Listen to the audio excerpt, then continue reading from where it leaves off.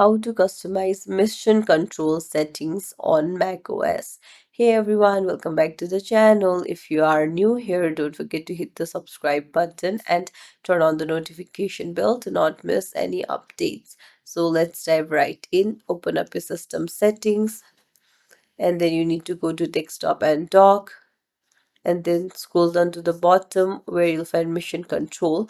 Mission control shows an overview of your open windows and thumbnails of full screen applications all arranged in a unified view. So you can change the settings from below, like automatically rearrange spaces based on most recent use. You can toggle this on if you want to, or you can even toggle it off. You can see other options, like when switching to an application, switch to a space with open windows for the application, group windows, display have separate spaces, drag windows to the top screen to enter mission control. So these are some of the settings that you can customize under mission control. If you found this tutorial helpful, don't forget to like the video and subscribe to our channel. Thank you for watching.